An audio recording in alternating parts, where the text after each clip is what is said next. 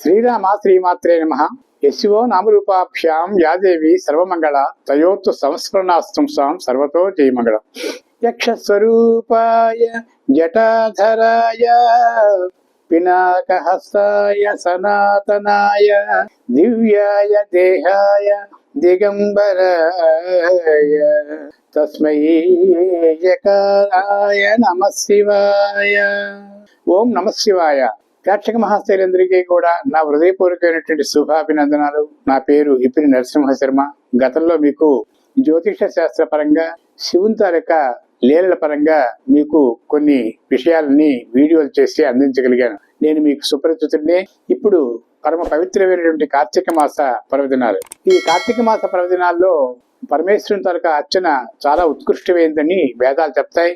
అర్చనం, దాస్యం, వందనం, పాదసేవనం, స్మరణం, ఇలాగా ఏది 8 నవవిధ భక్తుల్లో ఏదైనా సరే స్వామివారి దగ్గర మనం ప్రదర్శించగలిగితే తప్పకుండా ఆ పౌలాశంకరుడు మనకి ఆయురారోగ్య భాగ్యాలని ప్రసాదిస్తాడని చెప్పేసి ఇతిహాసాలు చెప్తాయి. అయితే శివుని తాలూకా చరిత్రలు చాలా గొప్పగా ఉంటాయి. ఆ శివుని చరిత్రలన్నీ కూడా సంస్కృతంలో ఉన్నందువలన మనకి అది కొంచెం అర్థం చేసుకోవడానికి కొంచెం సమయం పడుతుంది. కానీ పండితులు దాన్ని చిన్న చిన్న కథల రూపంలో మనకి అందించగలిగినప్పుడు వాటిని మనం చదువుతూ ఎంతో ఆనందిస్తాం. అయితే పామరులకు కూడా ఈ శివుని తాలూకా లీలలు అందాలనే సంకల్పంతో సరళమైన భాషలో అలతి పదాలతో అల్లినటువంటి చిన్న చిన్న కథల రూపంలో ఉండేటువంటి శివుని తాలూకా లీలలు రోజుకొకటి చొప్పున నేను చెప్పాలనే సంకల్పంతో నేను ఈ వీడియోలు చేస్తున్నాను. అయితే పరమ పవిత్రమైనటువంటి కార్తీక మాస పర్వదినాలలో పరమేశ్వరునికి ఎక్కడ ఏ శివలింగం కనిపించినా ఒకసారి నమస్కారం చేయడం, తర్వాత పురుషుని నీళ్లు స్వామివారి మీద చిలకరించి ఒక్క మారేడు దూరం పెట్టగలిగితే మనకి అనేక రకాల ఇతిపాదులన్నీ కూడా తొలగి మనశ్శాంతి కలిగి గృహసౌఖ్యం కలిగి మనకి ఐశ్వర్యాన్ని ప్రసాదించేటువంటి గొప్ప దైవం పరమేశ్వరుడు. అయితే దీనికి ఉదాహరణగా అదృష్టం కూడా ఉండాలి. మనస్సు పెట్టి మాత్రమే భగవంతుని ఆరాధించగలగాలి. మనసు పెట్టి ఆరాధించకపోతే మహేశ్వరుడు ఎట్టి పరిస్థితుల్లో కూడా మనకి దర్శనం ఇవ్వడు అన్నది కూడా దీని వివాదాంశం. ఎందుకంటే దానికి చాలా ఇతిహాసాలు కూడా ఉన్నాయి. ఒక చిన్న ఇతిహాసం మనం చెప్పుకుందాం. ఒకసారి పార్వతీ పరమేశ్వరుడు విహారం చేస్తుండగా ఒక పేద బ్రాహ్మణుడు చాలా దీనావస్థలో ఎండతో బయలుదేరి అలాగా వెళ్తూ ఒక మార్గ మధ్యలో ఒక కాసేపు ఒక మర్రి చెట్టు కింద కూర్చున్నాడు. కొంచెం అలసటగా కూర్చున్న తర్వాత మళ్ళీ ప్రయాణం చేస్తున్నప్పుడు అక్కడికి ఒక ఆయన వచ్చి, స్వామి, ఎందుకు మీరు ఇంత వయసులో కూడా ఈ ఎండలో కూడా నడుచుకుని వెళ్తున్నారంటే, ఇక్కడ ఏదో రుద్రాభిషేకం ఉంది, పరమేశ్వరుడికి వాళ్ళ కార్తీక మాసం పర్వదినాలు, స్వామివారి తనకు అభిషేకం చేయించాలనే వాళ్ళు కోరారు, కాబట్టి నేను వెళ్తున్నాను, ఎండ తీవ్రంగా ఉంది బాబు, అందుకోసం వెళ్తున్నాను అని చెప్పన్నాడు. సరే, ఇంత కష్టపడి వెళ్తున్నాడు, మీకు ఆ పరమేశ్వరుని తనక ఆశీస్సులు తప్పక ఉంటాయి అని చెప్పేసి ఆ వ్యక్తి అలిసి కాస్త దాహం తీర్చుకోండి అని చెప్పేసి తన దగ్గర ఉన్న మరచెంబులో నీళ్లు ఆయనకి కొంచెం ఇచ్చాడు. ఇలాగా అయిన తర్వాత అతను నవ్వాడు ఆ బ్రాహ్మణుడు. నేను శివాలయం చేస్తున్నాను ఎన్నో ఏళ్లుగాను, ఒకనాడు కూడా ఆ భగవంతుడు నన్ను కరుణించలేదు. ఇక్కడ ఒక సత్యం ఉంది, నేను రోజు శివార్చన చేస్తున్నాను, అయినా సరే నాకు భగవంతుడి తనకు అనుగ్రహం నాకు కలగలేదు. అలాగా భక్తులు మాత్రం నేను చెప్తూనే ఉన్నాను, ఈ స్వామివారి నాడు అభిషేకం చేయండి, ఇగో ఫలానా పుణ్యమైన దినంలో స్వామివారికి అభిషేకం చేయండి అని చెప్పేసి నేను ఇతరులకు చెప్తున్నాను. వాళ్ళు చేస్తూ మాకు మనను పూజ చేసేటప్పుడు భగవంతుని దయ వల్ల నాకు చాలా శుభాలు జరిగాయి అని చెప్పేసి ఒక్కొక్క భక్తులు చెప్తున్నాడే తప్ప వాళ్ళకి ఒక్కరోజు చేస్తే వచ్చేటువంటి పుణ్యం కూడా నాకు ఎందుకు రావటం లేదు అనేది నాకు ఇంకా అర్థం కావటం లేదు స్వామి అని చెప్పేసి నవ్వుతూ చెప్పాడు. మీకు పరిపూర్ణమైనటువంటి విశ్వాసం స్వామివారి మీద లేనట్టుంది, ఆ పరమేశ్వరుడు నమ్ముకుంటే తప్పకుండా మీకు మంచి ఐశ్వర్యాన్ని ప్రసాదిస్తాడని చెప్పేసి ఆ వ్యక్తి చెప్పాడు. ఏమి నమ్మకం? ఆ నమ్మకంతోనే కదా నేను ఇన్నాళ్ళు చేశాను, అయినా సరే ఆర్థిక పరంగా చాలా దరిద్రంతో అనేక రకాల కష్టాలతో ఈతి బాధలతో నేనున్నాను స్వామి అని చెప్పేసి ఒక నవ్వు నవ్వేశాడు. ఆ తర్వాత ఆ వ్యక్తి వెళ్ళిపోయాడు. ఈ బ్రాహ్మణుడు ఆ కార్యక్రమానికి వెళ్ళిపోయాడు. తర్వాత ఆ శివాలయంలో మళ్ళీ అర్చకులుగా ఉన్నప్పుడు ఒక స్త్రీ వచ్చి, స్వామి, నా కొడుక్కి చాలా అనారోగ్యం చేసింది, ఆ అబ్బాయికి త్వరలో ఆపరేషన్ జరుగుతుంది, కాబట్టి ఆ పరమేశ్వరుని తాలూకా దర్శనానికి వచ్చాను, ఇవి 3 కొబ్బరికాయలు స్వామివారి మీద మీ తాలూకా అభిషేకం చేయండి, నా కొడుకు తప్పకుండా ఆయుః ప్రమాణం కలిగి ఉంటాడని చెప్పేసి నేను భావిస్తున్నాను, ఈ 3 కొబ్బరికాయలు అభిషేకం చేయండి అంటే ఆ అర్చకుడు పేలవంగా నవ్వి ఆ 3 కొబ్బరికాయలను లోపల తీసుకుని వెళ్ళిపోయి స్వామివారికి అభిషేకం చేశాడు వాళ్ళ పేరున. తర్వాత సరేనమ్మా, అభిషేకం చేశాను, మరి నా పారితోషికం అంటే ఆవిడ కొంత డబ్బులు ఇచ్చింది. అప్పుడు ఆ పంతులు గారు ఆ డబ్బులు తీసుకున్నారు. తర్వాత ఏమో అక్కడ ఉండేటువంటి సాలగ్రామంలో ఒక చిన్న రాయి ఉంది, అది చూశాడు. అది చూసి, అమ్మా, ఒకానొకప్పుడు నేను శివాలయం చేస్తున్నప్పుడు ఎవరో ఒక పిచ్చి వ్యక్తి వచ్చాడు. వచ్చి నాకు దక్షిణ వేయమని చెప్పేసి నేను పళ్ళెం పట్టుకొని అతనికి అడిగితే పూజ చేసిన తర్వాత అతను ఈ రాయి ఇచ్చాడు.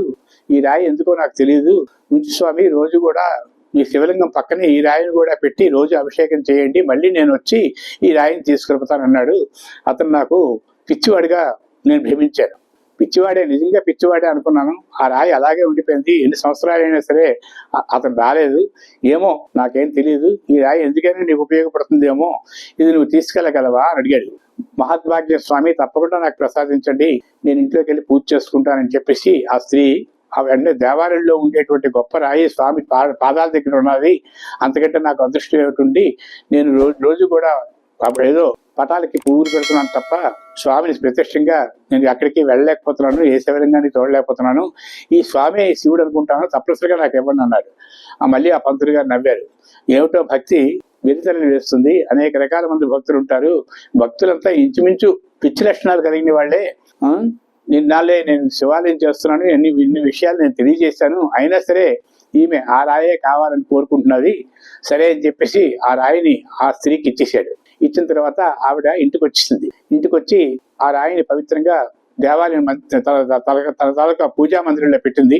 ఒక కొన్నాళ్ళ పాటు రోజు కూడా ఇంత నీళ్లు వేస్తూ ఒక మారేడుదలం పెడుతూ నమస్కారం చేస్తూ వస్తున్నది. అలాగే ఈసరిగా కొన్నాళ్ళు పోయిన తర్వాత వారింటికి ఒక బంధువు వచ్చాడు. ఏంటమ్మా అంటే, పూజలో ఉన్నాను, ఒకసారి కాసేపు కూర్చోండి అన్నది. ఆయనకి దాహానికి మంచినీళ్ళు గట్రా ఇచ్చిన తర్వాత ఆవిడ పూజ మంగళహారతి చేసుకుని బయటికి వచ్చి, ఏంటి స్వామి అని అడిగింది. ఏమీ లేదమ్మా, నేను మీతో ఒక విషయం మాట్లాడాలనుకుంటున్నా, పూజలో ఉన్నట్టున్నాం, ఎందుకో ఒక దేవతాత్మ దగ్గర నాకు ఒక మెరుపు మెరిసినట్టు అనిపించింది, ఒకసారి నేను పూజా మందిరం చూడొచ్చా అని అడిగాడు. తప్పకుండా స్వామి, దయచేయండి అని చెప్పేసి ఆ పూజా మందిరం లోపలికి వెళ్ళాడు. వెళ్ళిన తర్వాత చూశాడు, నమస్కారం చేశాడు. అమ్మా, నువ్వేమనుకోకపోతే అక్కడ ఒక రాయి ఉంది, ఆ రాయిని నాకు ఇవ్వగలుగుతావా అని అడిగాడు. అయ్యి బాబోయ్, నేను ఇవ్వనండి, ఎందుకంటే ఎప్పటి నుంచో నేను పూజ చేసుకుంటున్నాను, అది పూజా మందిరంలో భద్రపరిచి ఉంచుకున్నాను, ప్రతిరోజు కూడా ఆ స్వామికి అభిషేకం చేసుకుంటున్నాను, శివుడు అదేనమ్మా, నీకేమో కంగారు పడకు, ఆ రాయికి నాకు ఇవ్వగలిగితే నీకు కొంత డబ్బు ఇస్తానన్నాడు. డబ్బు అనేసరికి ఆవిడికి ఒక ఆశ కలిగింది. ఎందుకంటే ఇప్పుడు అవసరం డబ్బు, తన కొడుకు అనారోగ్యంతో ఉన్నాడు కాబట్టి ఆ డబ్బు నాకు చాలా ఎక్కువ డబ్బు నా కొడుకు ఆపరేషన్ కోసం ఖర్చు అవుతుంది స్వామి, మీరు ఇచ్చింది ఎంత, ఆ రాయిని కూడా కోల్పోతాను, మీరు ఇచ్చిన డబ్బులు నాకు ఎందుకు ఉపయోగపడవంటే, అది కాదమ్మా, నువ్వు హాస్పిటల్కి వెళ్ళి ముందు ఆపరేషన్కి ప్రిపేర్ అయిపో, నువ్వు సిద్ధమైపో, నేను తప్పనిసరిగా ఆ డబ్బులు నేను అందజేస్తానని చెప్పేసి అతను అన్నాడు. ఇదేమిటి ఇతను చూస్తే ఎలాగంటున్నాడు అని చెప్పేసి, సరే ఏమిటో ఆ విశేషం, ఆ రాయి ఎందుకు అతను కంటపడిందో, ఆ రాయిలో ఉండే విశేషం ఏమిటో ఈయన గ్రహించాడో నాకు అర్థం కావట్లేదు అనుకుంది. సరే అవన్నీ కూడా మనసులో పెట్టుకోకుండా అప్పుడు తన కొడుకుకి ఆపరేషన్ విషయంలో అలాగే ఆయన చెప్పినట్టుగా వెళ్ళి ఆయన దగ్గరుండి ఆ ఆపరేషన్ చేయించాడు. చేయించిన తర్వాత ఎంత ఖర్చు అయిందో ఏమిటో ఆ విషయం తెలియలేదు. కుర్రవాడు ఆయు ప్రమాణంతో చాలా బాగానే ఉన్నాడు. చక్కగా ఇంటికి తీసుకొచ్చారు. అయిపోయిన తర్వాత మళ్ళీ ఆ వ్యక్తి వచ్చి, అమ్మా, ఈ సామాన్య రాయి కాదు ఇది, ఇందులో ఒక వజ్రం ఉంది, అది కోట్లు విలువ చేసేది, నీకు ఎవరిచ్చారో నాకు తెలియదు, నువ్వేమో అక్కడ స్వామివారి దగ్గర పెట్టి అభిషేకం చేసుకుంటూ రోజు మనసుకు చూసి ఆశ కలగకుండా ఒక చిన్న కోరిక కోరేవు, కాబట్టి నేను దీని వజ్రాల వ్యాపారిని నేను, కాబట్టి ఈ రాయి నాకు అమ్మగలిగితే నీ కొంత డబ్బు ఇస్తాను, నీ దరిద్రం వదిలిపోతుంది, తప్పకుండా ఐశ్వర్యవంతులు అడుగుతావు అని చెప్పేసి అనేసరికి ఆవిడేమో చాలా సంతోషించింది.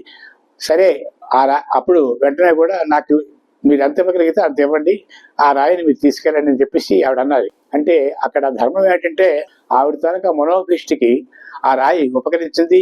తర్వాత ఆశ లేదు, తన కొడుకు బతికాడు, ఆయు ప్రమాణంతో ఉన్నాడు, కాబట్టి దానికి ఇంకా పరమేశ్వరుని తనక కృప వల్ల అభిషేకం చేసినందువల్ల తనకు మనోవాంఛ నెరవేరింది. తర్వాత అతను అధికంగా డబ్బు ఇస్తానని సరే పెద్దగా ఆశపడలేదు. అతను కోరిన విధంగా మాట తప్పకుండా ఆ రాయిని అతనికి ఇచ్చింది. అతను కొంత చాలా వరకు అధిక మొత్తంలో డబ్బు ఇచ్చాడు. వాళ్ళ తాలూకా దరిద్రం పోయింది. ఈ విషయం అప్పుడు దేవాలయంలో ఉండేటువంటి పంతులు గారికి కూడా ఈ విషయం తెలిసింది. తర్వాత ఆయనేమో మళ్ళీ దానం ఒక దానం ఇచ్చేసిన తర్వాత మళ్ళీ అడగకూడదు అనేటువంటి ధర్మం ఉంది కాబట్టి తను కూడా ఏమి ఆ విషయంలో కూడా ఆ స్త్రీని మళ్ళీ నా రాయి నాకు ఇచ్చి అని చెప్పేసి ఆయన కూడా అడగలేదు. ఇదంతా చూస్తున్నప్పుడు పరమేశ్వరుడు నవ్వాడు, పార్వతీదేవి నవ్వింది. ఏమిటి స్వామి, చూస్తే అనకూడదు కానీ అది విలువ చేసేటువంటి రాయ, ఆ అర్చకుడు వద్దన్నాడు, తర్వాత ఆ స్త్రీ కూడా అంత డబ్బు ఇస్తానన్నా సరే మళ్ళీ తిరిగి ఇచ్చేస్తున్నది అవసరాలు తీరాక. అతను మాత్రం పట్టుకెళ్ళిపోతున్నాడు. ఎంత అగమ్యగోచరంగా ఉందని చెప్పేసి దేవి చెప్పేసరికి, దేవి ఇక్కడ ఒక మర్మం ఉంది, అక్కడ స్వామికి ఎన్నాళ్ళ నుంచో అభిషేకం చేస్తూ ఉన్నా సరే ఇంకా అతను యాచనకే ప్రారంభించాడు. ఎవరు ఇచ్చినటువంటి పారితోషికాల్ని తను స్వీకరించి తన తాలూకా కుటుంబ విధానాన్ని నడిపించుకునే విధానంగా అతను అలవాటు పడిపోయాడు. తర్వాత అతనిలోని ఏమాత్రం భక్తి లేదు, నాకు భగవంతుడు చూస్తాడనేటువంటి ఒక భరోసా లేదు. తన మంత్రంలో కూడా చెప్పేటప్పుడు ఏవో మంత్రాలు చెప్తున్నప్పుడు కూడా అందులోని అతను నాలుక ముద్దుబారిపోయింది. కారణం ఏంటంటే అతను వ్యసనపరుడు. అతను నాలుక గవాక చూర్ణంతో నిండిపోయి ఉంటుంది. ఆ గవాక చూర్ణం వల్ల ఆ మంత్రం సరిగా పలకక కొన్ని రకాల తప్పులు పలుకుతున్న చేత అతనికి ఆ రాయి దక్కలేదు. తర్వాత నిష్కల్మషంగా వచ్చి తన తాలూకా అభిష్టం మేరకు వెంటనే ఆ రాయి తీసుకొని ఇంటికి వచ్చిన స్త్రీకి అంత ఐశ్వర్యం కలగడానికి కారణం ఏంటంటే ఒకే ఒక కోరిక, నా కొడుకు బతకాలనే తప్ప మిగతా అంతా నాకు ఐశ్వర్యం అక్కర్లేదనేటువంటి ఒకే ఒక విశ్వాసంతో ఉన్న ఆ స్త్రీకి మాత్రమే ఆ రాయి దక్కింది. తర్వాత ఆ వ్యక్తి కూడా ఇంకా మరికొంత డబ్బు ఇస్తానన్నా సరే వద్దనిస్తుంది కారణం అదేను. కాబట్టి ఇక్కడ మనం ఆలోచించవలసిన విషయం ఏంటంటే, నిష్కల్మషమైనటువంటి మనస్సుతో ఎవరైతే నన్ను ఆరాధిస్తారో వాళ్ళకి అన్ని విషయాలు కూడా భగవంతుని తోడ్పడతాను. ఆ అర్చకునికి కూడా నేను మోక్షాన్ని ప్రసాదిస్తున్నాను. తర్వాత ఈ తాలూకా స్త్రీకి కూడా ఒక కుటుంబ వ్యవస్థ సరిగా జరిగేటట్టుగా తనకి ఆర్థికంగా మహాలక్ష్మి తాలూకా తోడ్పాటుని నేను కలిగిస్తున్నాను. ఇంతకంటే కావాల్సింది ఏంటి? శివారాధనలోని ఎవరైతే నమ్మకం కలిగి ఉంటారో, ఎవరైతే విశ్వాసంతో ఉంటారో వాళ్ళు తప్పనిసరిగా నా తన సన్నిధానానికి చేరతారని చెప్పి పరమేశ్వరుడు పార్వతీదేవికి చెప్పినట్టుగా ఒక ఇతిహాసం ఉంది. కాబట్టి ఇవన్నీ కూడా ఏంటవుతున్నాయంటే ఒక కట్టుకథలో, లేకపోతే మరొక రకమైన అని చెప్పి మనం ఆలోచించిన అవసరం లేదు. పవిత్రమైనటువంటి దినాల్లో ఇలాంటివి మనకి ఉపకరిస్తాయి. ఇలాంటి సాధనాల ద్వారా ఇలాంటి మంచి మంచి ఇతిహాసాలు, ఉపమానాల ద్వారా మన మనస్సు పరమేశ్వరుని లగ్నం అవుతుంది. మనం చేసే తప్పులను మనం సరిదిద్దుకుంటాం. తర్వాత ఏంటంటే ఏకాగ్రతతో స్వామివారి తరక నియమనిష్టలతో ఆ స్వామి తరక ఈ కార్తీక మాసం నెలలు మనం పూజ చేసినట్లయితే, ఇలాంటి ఇతిహాసాల ద్వారా మనకి ప్రేరణ కలిగినట్లయితే తప్పకుండా ఆ దైవ దర్శనం కలుగుతుంది. మనం మన స్వామి తరక కరుణా కటాక్షాలను మనం పొందగలుగుతామని చెప్పడమే ఈ ఇతిహాసం తరక లక్ష్యం. కాబట్టి మనం ఓం నమశివాయ అందాం, పరమేశ్వరుని అనుగ్రహం పొందుదాం, తరింపజేద్దాం. సర్వేదనా సుఖరూపంతో మీ ఇప్పుడు నరసింహ శర్మ. రేపు మరొక ఇతివృత్తంతో మీ ముందుకు వస్తాను. ధన్యవాదాలతో మీ నరసింహ శర్మ.